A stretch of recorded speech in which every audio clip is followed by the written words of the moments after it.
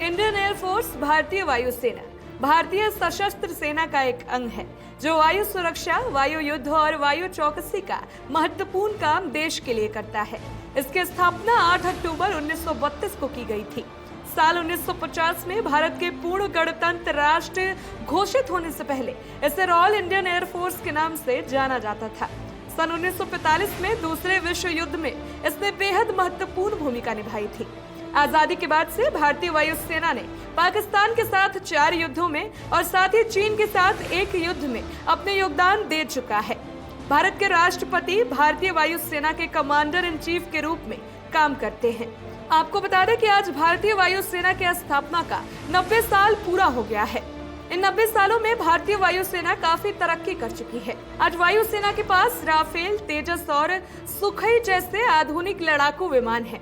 आपको जानकारी के लिए बता दें कि अमेरिका, चीन और रूस के बाद दुनिया की चौथी सबसे बड़ी वायुसेना इंडियन एयरफोर्स है। भारतीय वायुसेना की पहली उड़ान 1 अप्रैल 1933 को हुआ था। भारतीय वायुसेना देश की रक्षा प्रणाली का एक मौलिक और महत्वपूर्ण हिस्सा है। इंडियन एयरफोर्स की पहली बहादुरी आदिवासी के खिलाफ वजीरिस्तान युद्ध के दौरान देखा गया था। भारतीय वायुसेना की 5 बड़ी ताकत मौजूदा समय में 36 राफेल लड़ाकू विमान भारतीय वायुसेना के साथ सेवा में हैं। राफेल विमान के आने से भारतीय वायुसेना वार पावर में काफी बढ़ोतरी कर चुका है। राफेल विमान हैमर उल्फा जैसी मिसाइलों से लैस है। 2 इंजन वाला राफेल फाइटर जेट हवा में अपनी बादशाहत कामयाब करने के साथ साथ दुश्मनों की सीमा में घुसकर हमला करने में भी सक्षम है।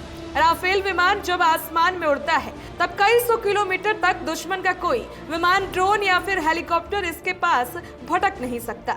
शायद यही कारण है कि राफेल को मल्टी रोल लड़ाकू विमान कहा जाता है। आज भारतीय वायुसेना अपना 90वां स्थापना दिवस मना रही है। स्थापना दिवस वो मौका होता है जब भारतीय वायुसेना अपने शौर्य और पराक्रम का प्रदर्शन करती है।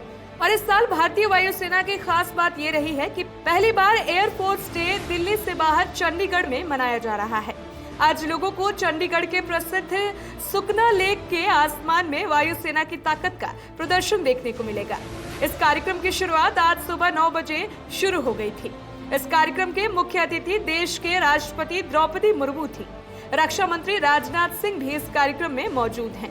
एयर शो से पहले वायुसेना अड्डे पर औपचारिक परेड की गई। परेड की निरीक्षण air chief marshal VR Chaudhary ने की। इस अवसर पर वायुसेना प्रमुख ने एयरफोर्स की नई कॉम्बैट यूनिफॉर्म भी जारी किया है। आपको बता दें कि फ्लाइट पास्ट कार्यक्रम आज दोपहर 2:45 से शुरू हो गया था।